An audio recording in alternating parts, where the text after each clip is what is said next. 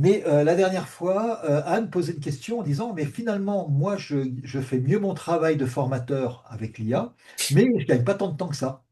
Ça me prend toujours autant de temps et j'aimerais bien, on m'a promis de gagner du temps et comment je pourrais gagner du temps pour ça.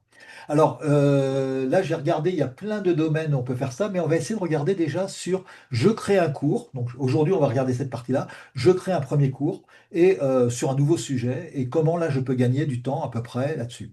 Et du coup, j'ai essayé de demander à l'IA de me faire un prompt que je vous mettrai évidemment en dessous de la vidéo, hein, comme d'habitude, avec des petits crochets comme d'habitude, sur comment je pourrais faire un certain nombre de choses. Donc, ça veut dire définir les objectifs, les prérequis, l'évaluation, décomposer ça éventuellement en quelques chapitres, etc. Et me préparer pratiquement, mais transparent. Alors, on verra après, suivant les outils que vous utilisez aussi la possibilité de gagner du temps et de brancher les choses directement. Mais voilà, alors là, ça fait un gros prompt, hein. Je vais déplacer, vous devez voir, voilà, on va mettre ça dans un petit coin, voilà. Là. Et donc, on va regarder, alors je ne vais pas le détailler en entier, hein, mais vous voyez qu'il y a des parties entre crochets, donc le contexte, etc. L'idée, c'est quand même de me donner beaucoup d'informations pour pas qu'on ait juste quelque chose de générique, hein. Donc, il y a les niveaux d'entrée, le public cible, le domaine de formation, les objectifs mesurables, la durée totale visée. Donc, par exemple, donc imaginez que vous ayez, je sais pas moi, un module à l'intérieur d'une journée qui fait 1 heure ou un truc comme ça. Les outils éventuellement, hein, si vous faites des choses en ligne. Bon, la langue de sortie en général, pour nous, c'est le français, donc ça va. Et puis les prérequis, les exclusions, hein, ce qu'on ne veut pas couvrir, etc., les règles là-dedans. Et bien sûr, si vous avez déjà des contenus ou des textes qui sont sur ce sujet-là, on peut les rajouter évidemment à la fin du prompt, hein, comme d'habitude. Euh, donc là, l'idée, c'est de faire ça en 3 ou 5 chapitres, hein, ou leçons, leçons, comme ils l'appellent, de 6 à 8 minutes. Donc, qui peuvent être des exercices, qui peuvent être des apports de choses comme ça. Donc voilà, là, on a mis un peu tout là-dedans. L'idée, c'est de faire un peu de pédagogie. Donc là, par exemple, elle a proposé en accessibilité d'éviter le jargon, des phrases de moins de 20 mots, 20 mots, etc., etc. Et puis, on va commencer à voir on va essayer de fabriquer notre MVC. Donc, un MVC, c'est quoi? C'est un premier truc du cours qu'on pourrait directement tester déjà avec des premières personnes. Un petit peu comme récemment, eh bien, Stéphane a testé la journée 2 d'IA et usage stratégique avec les managers de l'Institut 410. Eh bien, voilà, on teste. Et puis après, on va voir si on affine un petit peu. Mais l'idée, c'est de gagner à peu près 3 4 heures. C'est la promesse pratiquement de ce prompt-là. Je vais déplacer ma petite horloge aussi. Voilà, dans les éléments comme ça. On va utiliser aussi les matrices de Smart. Vous savez, vous connaissez peut-être ces méthodes-là. Bref, on a un certain nombre de choses comme ça. Et puis, on peut avoir des QCM, on peut avoir des choses comme ça. Alors, évidemment, ce prompt-là, c'est un premier prompt, mais on peut l'améliorer. Mais vous voyez qu'on va faire quand même pas mal de choses. On va y mettre des éléments de pédagogie. On pourrait d'ailleurs transformer ça avec, si vous avez des éléments de pédagogie spécifiques. Et moi, ce que je vous engagerais à faire, c'est de dire, bah, tiens, si vous avez des choses un petit peu spécifiques à l'Institut 410, eh bien, améliorer ce prompt, par exemple, et puis faites-en un prompt qu'on va partager, parce que le temps passé, si vous passez 1 heure, et c'est déjà beaucoup, à améliorer ce prompt avec les différentes choses, eh bien, ça va pouvoir faire gagner des heures de travail à chacun des formateurs qui vont faire des nouveaux cours. Donc voilà, avec des tests avant, des tests après, des backlogs, etc. Enfin, toutes ces choses-là. Là, je ne vais pas rentrer plus dans le détail, mais l'idée, ça serait de pouvoir tester ça, regarder ce que ça donne, améliorer ce prompt. Mais déjà, ce prompt-là, tel qu'il est, même si vous ne gagnez pas encore 4 à 6 heures, l'idée, c'est que déjà, si vous gagnez 2 heures sur une conception, c'est pas mal. Et puis, plus on va le personnaliser, l'adapter à vos méthodes, soit d'Institut 410, soit vos méthodes personnelles, parce que chacun a aussi son style de formation, plus ça va être quelque chose. Donc, ça, c'est une base de départ, je dirais, qui permet de gagner du temps, mais qui doit permettre d'en gagner plus. Alors peut-être que là-dessus, là, justement, il y aura peut-être des questions, des choses comme ça.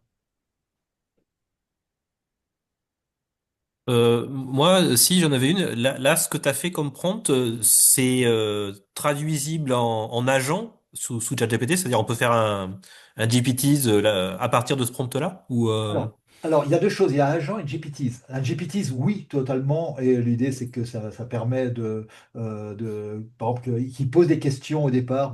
C'est quoi les outils que vous utilisez? C'est quoi le public cible, etc. Donc, avec un certain nombre de choses comme ça. Donc, on peut le, le personnaliser. Après, un agent, ouais. on va pouvoir le brancher, par exemple, sur PowerPoint, si vous faites du PowerPoint, ou sur Prezi, si vous faites du Prezi. Et là, en fait, moi, ce que je vous conseille, c'est de le faire en 2 temps. C'est-à-dire qu'en fait, quand on fait une formation, par exemple, quand moi je fais une présentation comme ça et que je veux travailler avec l'IA, je vais utiliser Canva. Canva, rappelez-vous, c'est dans ChatGPT la possibilité d'avoir une interface en traitement de texte. Parce que, évidemment, Hmm. ce qui va me sortir, je veux gagner du temps, mais je veux pas simplement avoir sa sortie à lui parce que je veux l'adapter. Donc, si ça peut être lui ou moi qui faisons le premier jet, sur un truc comme ça, pourquoi pas, on peut considérer que c'est lui, mais après, je vais modifier les choses, etc. Et c'est à la fin, quand j'ai exactement ça, que je peux le rentrer. Alors, vous pouvez le rentrer dans ce cas-là, soit dans un outil déjà fait, comme Gamma App, hein, par exemple. La seule chose, c'est que ça fait des très belles présentations PowerPoint mais c'est pas avec votre template à vous. Ou alors, eh bien, il y a déjà il y a plusieurs éléments qui commencent à utiliser du PowerPoint. Alors, ChatGPT, pour l'instant, il est branché sur des outils comme Gmail, comme Drive, etc., mais pas encore sur des trucs de présentation. Donc là, on sait là-dedans. Donc, on a des choses qui font ça. Les GPT, ce que j'ai vu, n'étaient pas terribles, mais il y avait, je ne sais plus, je retrouverai, mais il y avait un outil qui permettait de faire du PowerPoint assez propre à partir du moment où je vais rentrer les choses structurées.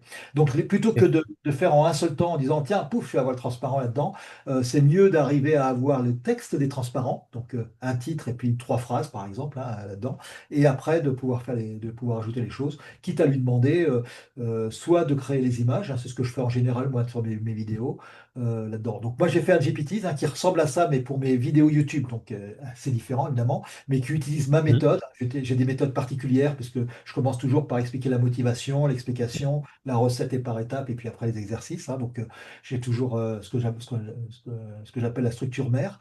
Mais ça, on peut tout à fait le faire en GPT. Donc voilà, moi je propose vraiment de couper les deux parce qu'en fait, à un moment donné, on va avoir un premier élément là-dedans qui va se traduire par pas que des transparents, mais aussi des éléments à dire à côté, des exercices, etc.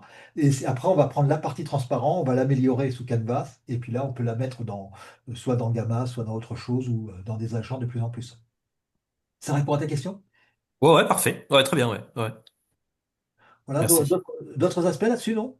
Donc, à tester, hein, bien sûr, encore une fois, ce truc-là, je le mettrai en lien. Là, j'ai pas eu le temps de mettre en bleu pour qu'on voit bien les petits crochets où il faut mettre des choses vous, mais bon, je le referai bien propre pour le mettre dessous là-dedans. Et puis après, vous voyez qu'il y a, en gros, il y a 5-6 trucs et en faire un GPT. Mais ce que je vous conseille, c'est de le faire d'abord en prompt, de le tester, d'améliorer le prompt là, et dès qu'il est bien adapté à vos méthodes pédagogiques ou à la méthode pédagogique de l'Institut 410, hein, donc ça peut être un GPT perso ou un GPT collectif, et bien là, mettez-le en GPT parce que vous allez l'utiliser pas mal de fois, évidemment. Hmm. Et la Ok. promesse, Hmm. c'est quelques heures de gagner déjà. Et on va essayer de voir à chaque fois comment on peut gagner des heures sur ceci, cela. Au passage, d'ailleurs, moi j'avais une petite question pour vous. Dans votre travail de formateur, quelles sont les différentes choses? Alors, il y a évidemment former, donc ça c'est un temps un peu incompressible. Mais dans les autres choses, vous avez un certain nombre de temps. Donc il y a la conception, bien sûr, mais il y a peut-être d'autres temps. Et j'aimerais bien avoir votre avis sur les différents temps et puis pour voir ceux qu'on pourrait automatiser le plus, donc sur lesquels on pourrait gagner du temps. Donc il y a la conception, bien sûr, là on en a parlé un peu aujourd'hui, mais il y a quoi d'autre en fait à part dans Alors, moi, je suis pas formateur, mais mes formateurs, en tout cas, ils ont ouais, des temps sur les tableaux des charges. tableau de charge. Il faut chiffrer les projets en amont et facturer l'ingénierie.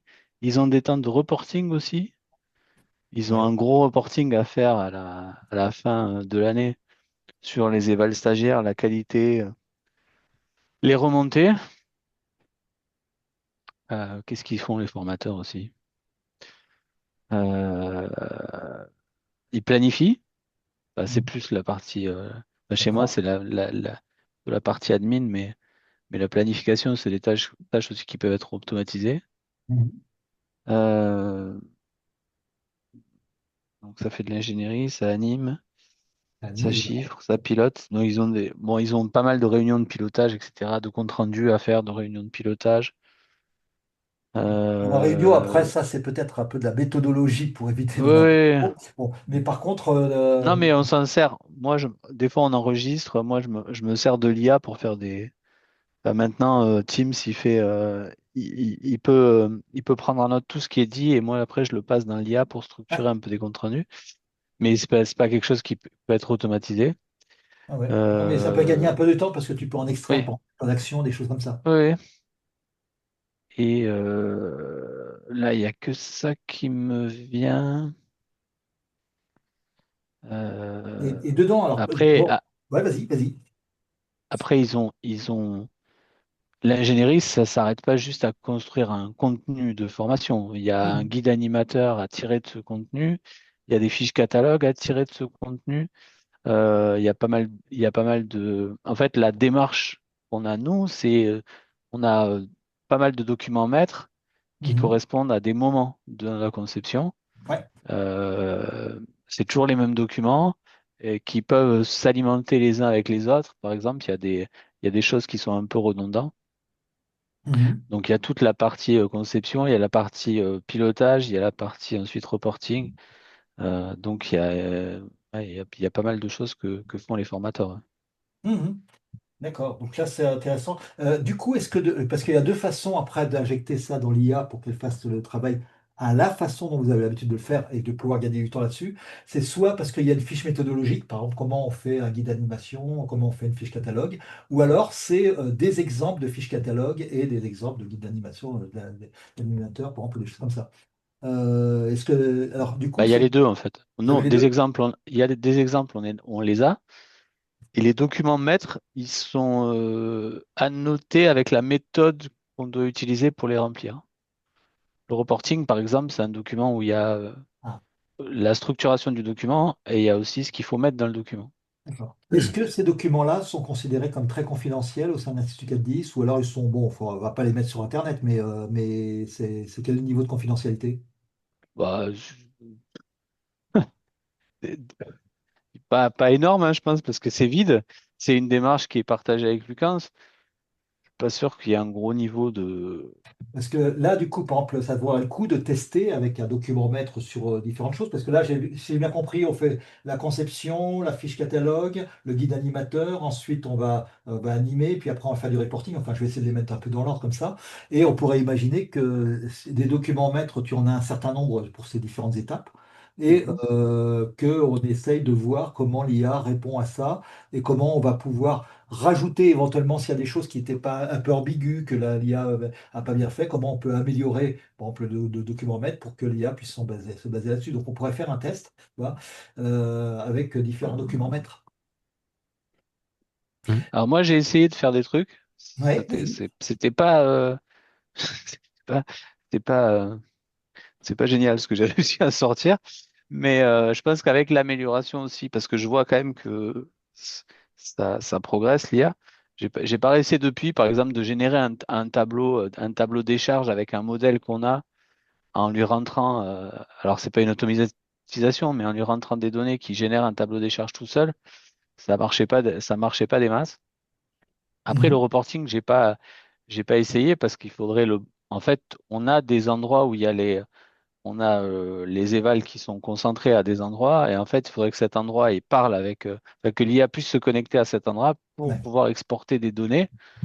Et je maîtrise pas les API ou des choses comme ça, Alors, moi. là-dessus, il y a deux choses dans ce que tu dis. Il y a des choses qu'on peut faire tout de suite. Par exemple, un guide animateur, si on met les slides, par exemple, d'une formation et faire un guide animateur avec un premier jet pour pouvoir l'améliorer et gagner du temps, ça, on peut le tester tout de suite. Par contre, ce que tu parles, là, ce dont tu parles d'automatisation. Alors, j'ai fait Oui. un choix. C'est qu'actuellement, tous les gens qui parlent d'automatisation ou qui vendent des tas de trucs là-dessus, ils vendent quelque chose où tu vas utiliser Zapier, N8N ou Make. Donc, ce sont des outils d'automatisation qui vont se brancher sur les API des différentes choses. Donc, c'est plus simple que de chercher l'API d'un par un, mais c'est quand même assez compliqué. Or, je pense, il se passe qu'il y a un truc particulier qui est en train d'arriver qu'on appelle les MCP.